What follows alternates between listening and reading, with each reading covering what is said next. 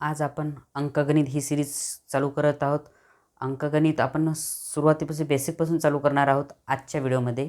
आजपासून आपल्या चॅनलवर प्रत्येक दिवशी हा गणिताचा कोणता ना कोणता वेगळा टॉपिक म्हणून आपल्या यूट्यूब चॅनलला येऊन जाईल. तर आजची सुरुवात आपण अंकगणितची करू संख्यापासून. एक बेसिकपासून सुरुवात करायची आहे आपल्याला. पहिला टॉपिक घेऊ आपण संख्या.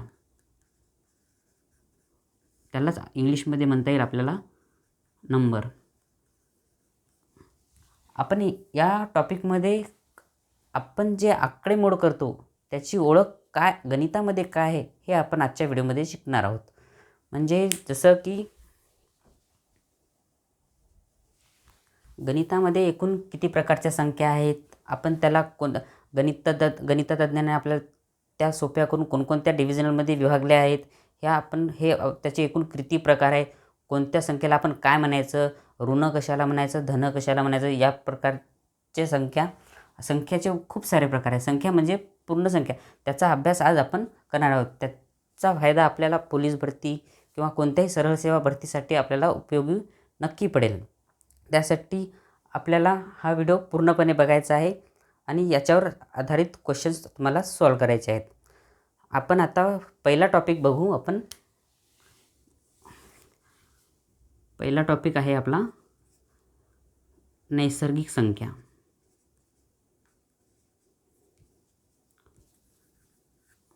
नैसर्गिक संख्या. नैसर्गिक संख्या म्हणजे काय? म्हणजे त्यालाच आपण इंग्लिशमध्ये म्हणू नॅचरल नंबर.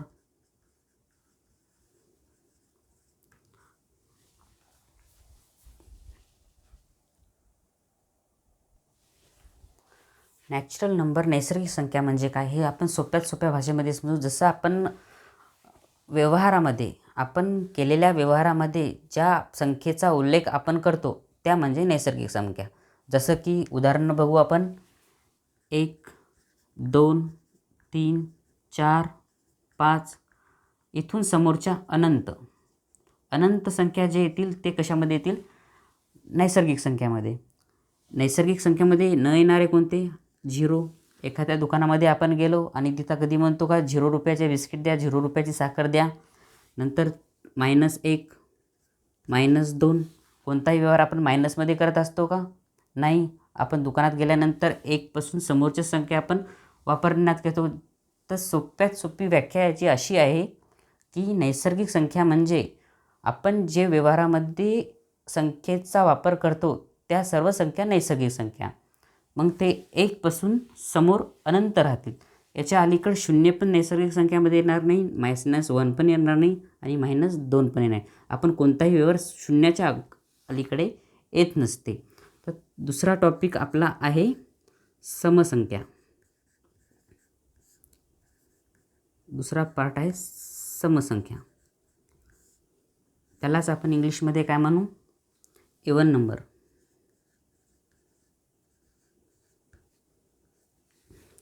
Even number. समसंख्या म्हणजे काय? याची एक व्याख्या म्हणजे 2, 4, 6, 8 यापैकी कोणताही अंक एकक स्थानी असेल ती समसंख्या येईल. जसे की एक उदाहरण बघू आपण.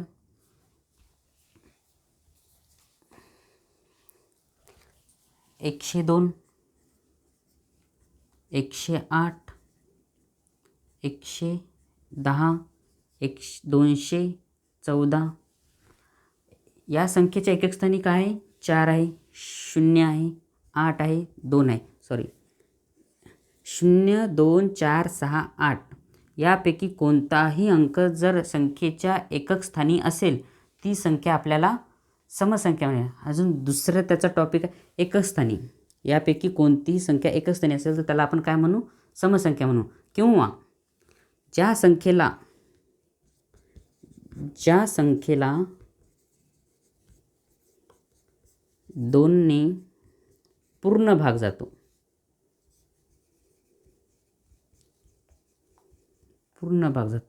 अशी संख्या आपल्याला काय म्हणता येईल? समसंख्या म्हणता येईल. आता बघा ही 102 भागिले 2 करू. बे बेंचे 10, बे एक बे. याला पूर्ण भाग दिला. 108ला पण 2ने पूर्ण भाग जातो, 110लाही जातो, 214ला जातो. तर या संख्या काय झाल्या आपल्या समसंख्या झाल्या. आल्या लक्षात. नैसर्गिक संख्यामध्ये काय, आपण ज्या संख्या व्यवहारामध्ये वापरतो अशा संख्येला आपण काय म्हणतो, नैसर्गिक संख्या. मग ती 1 2 3 4 5 पर्यंत अनंत असू शकतात, करोडो असू शकतात, म्हणजे आहेत. 1च्या अगोदरची संख्या आपल्याला घेता येणार, मग ते 0 असो किंवा मायनस असो.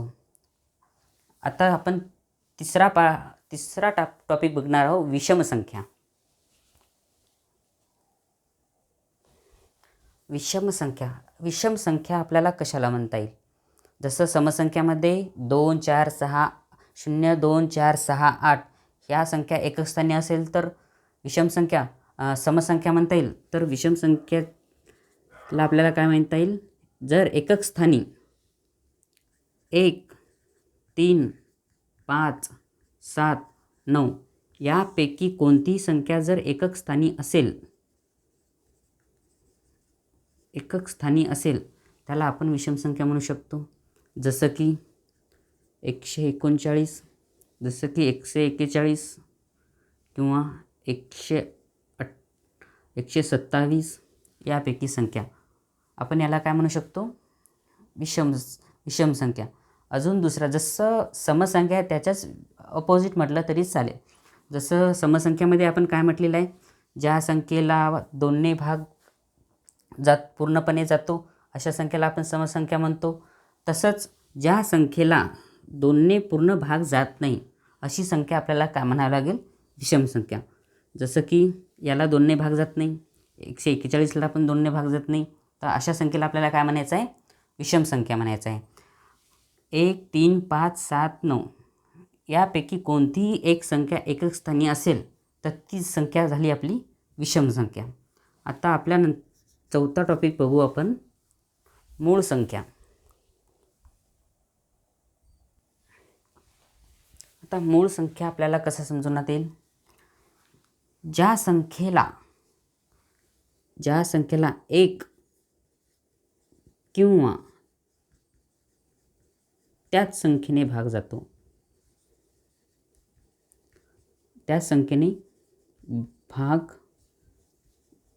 जातो, अशा संख्याला आपल्याला काय म्हणावं लागेल, मूळ संख्या. त्याचे उदाहरण देऊन तुम्हाला स्पष्ट करून सांगतो. जसं की 2 3 5 2 3 5 7 ह्या अशा संख्या काय आहेत आपल्या मूळ संख्या. 11 13 17 या संख्येला 1 असं 2 आपण हे अंक धरला, या संख्येला एक तर 1नेच भाग जातो किंवा त्याच संख्येत 2ने भाग जातो. ही संख्या पण तशीच 1ने भाग जातो किंवा 3नेच भाग जातो. मूळ संख्याची एक संज्ञा लक्षात ठेवायची, ती म्हणजे 1 किंवा त्याच संख्येने भाग जातो अशी संख्या आपल्याला काय म्हणावी लागेल, मूळ संख्या म्हणावी लागेल. 1 ते 100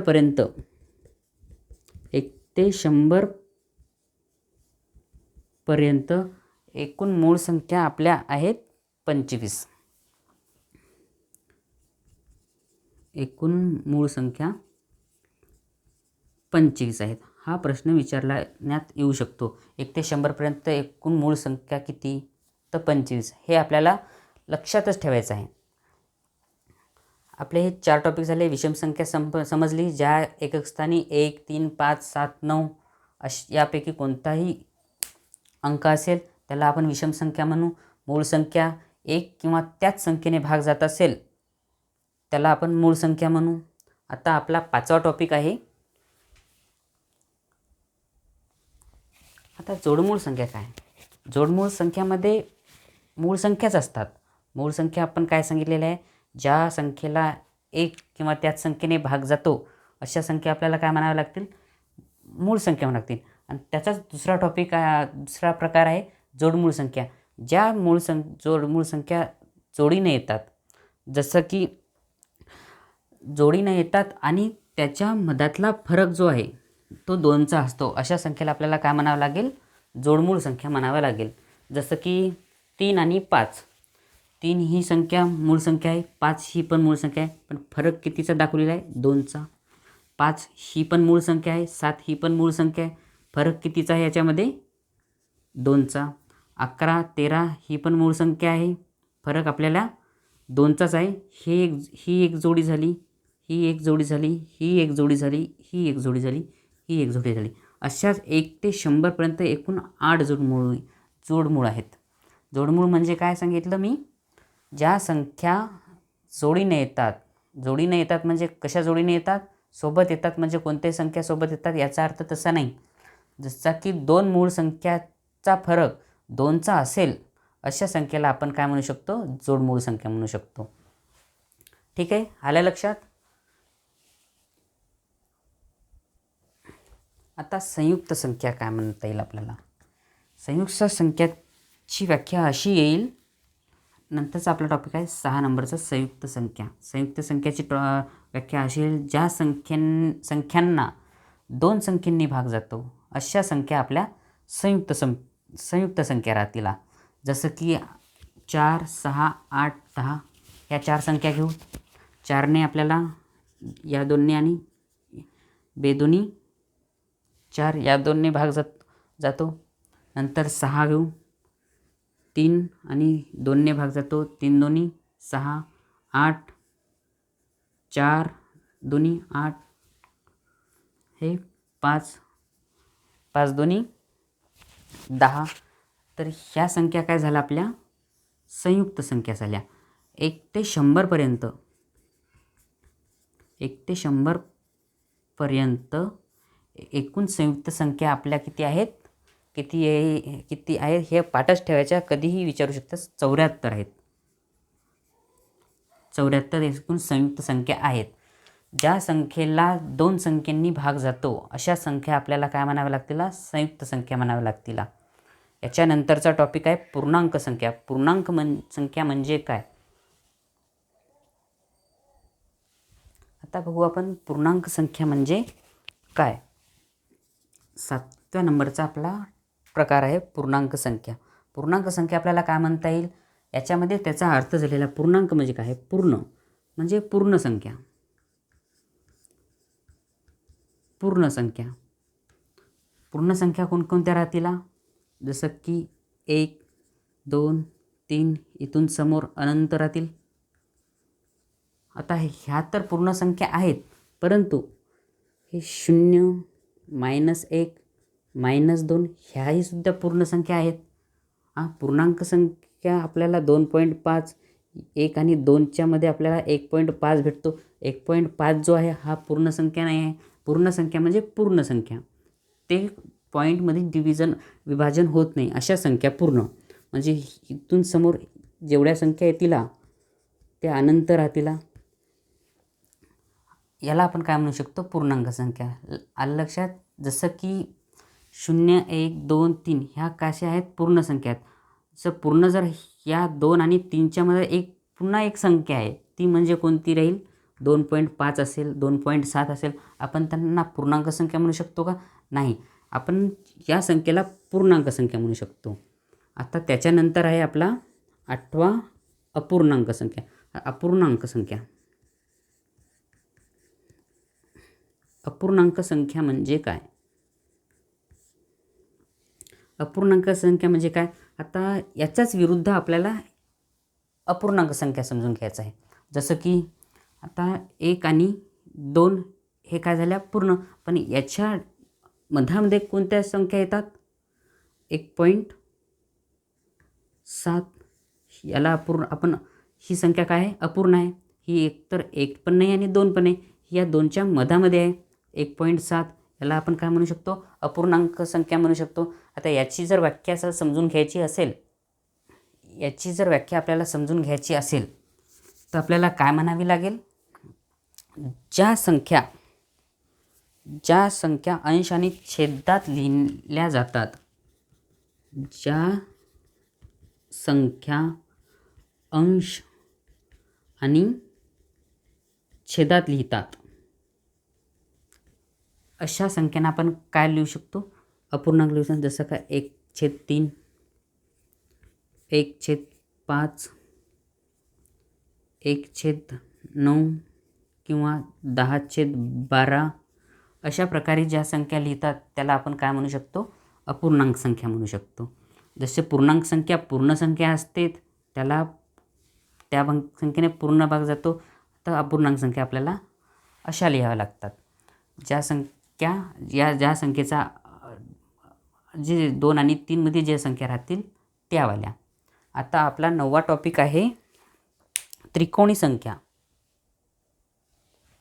आता संख्येचाच आपला 9वा प्रकार आहे त्रिकोणी संख्या. त्रिकोणी संख्या आपल्याला कशा समजायच्या? याची संज्ञा अशी आहे, याची व्याख्या अशी आहे, ज्या संख्या 1, 2, 3, 4, 5 अशा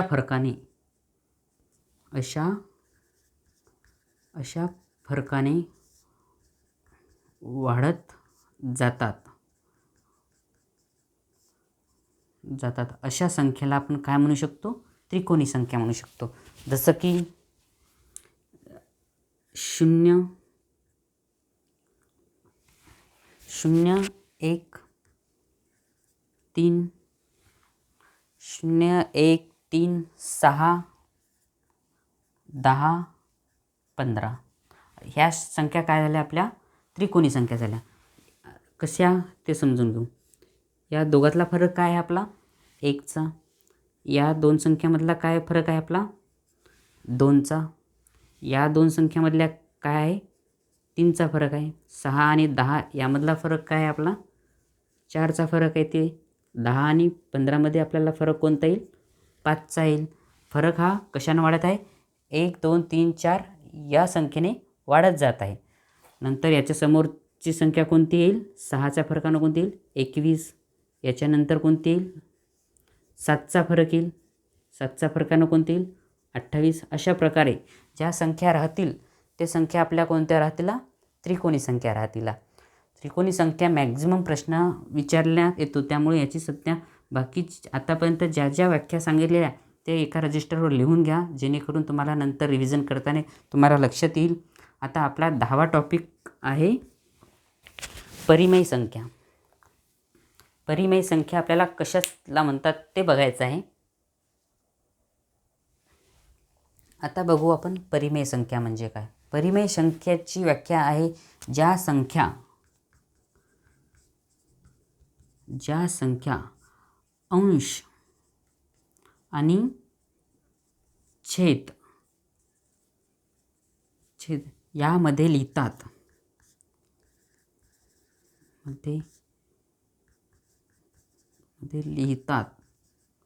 परंतु त्या संख्येला पूर्ण भाग जातो अशा संख्या. भागाकार केल्याने त्याचे उत्तर 0 येते, परंतु त्याचा भागाकार केल्याने त्याचे उत्तर 0 येते. अशा संख्येला आपण काय म्हणू शकतो? 0 येते किंवा पूर्णांक येते अशा संख्येला आपल्याला काय म्हणू शकतो? भागाकार केल्याने त्याचे उत्तर पूर्ण अंक येते. अशा संख्यांना आपण परिमेय संख्या म्हणतो. जसं की उदाहरणार्थ बघू आपण. जसं की उदाहरण घेऊ 15, 3 याचा जर भाग केला 3 × 3 3 × 5 = 15. उत्तर आलं 5. ही संख्या काय आली? आपली पूर्ण अंक आली. जसं की 6 घेऊ, 8 घेऊ.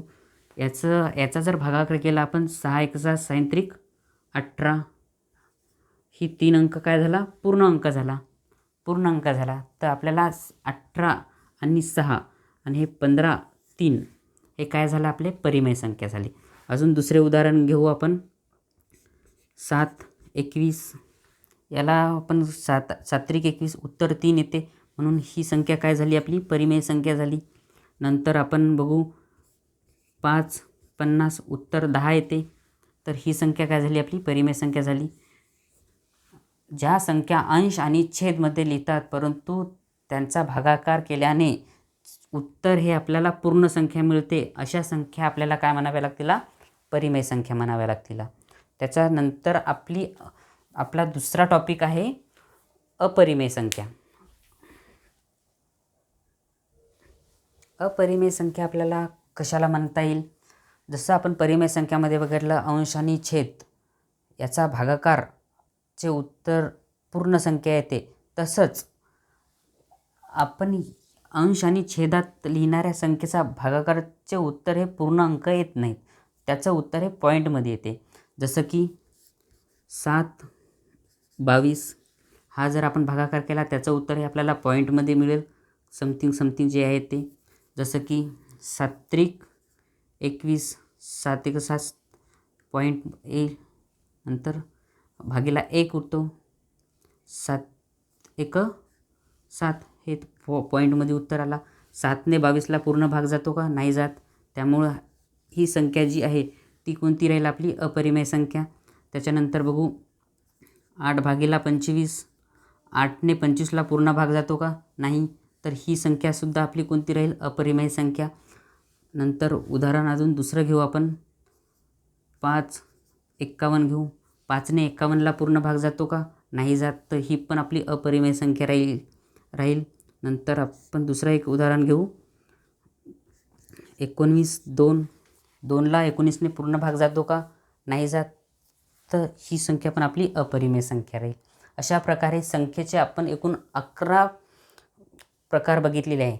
पोलीस भरतीमध्ये या 11 प्रकारापैकी एक तरी प्रश्न हा कंपल्सरी असतो. त्यामुळे व्हिडिओ हा पूर्ण बघा, जेणेकरून तुम्हाला संख्या हा टॉपिक पूर्णतः समजेल. संख्या हा टॉपिक अंकगणितामधले सर्वात पहिलेचा आणि बेसिक टॉपिक आहे. हे जास्त अवघड नाही. याच प्रकारे आपण समोर जसे आपले समोर व्हिडिओ जास्त येतील त्याप्रकारे आपण हार्ड लेवल शिकणार आहोत. त्यामुळे आपण या चॅनलला काय करायचं आहे? आपल्याला सबस्क्राईब करायचं आहे आणि बेल आयकॉनवर क्लिक करायचं आहे, जेणेकरून आता यानंतरचे पूर्ण टॉपिक हे तुमच्यापर्यंत पोहोचतील. आणि मित्रांनाही पोहोचण्यासाठी तुम्ही आपल्या यूट्यूब चॅनलची लिंक ही शेअर करा व्हॉट्सअपला किंवा टेलिग्रामला.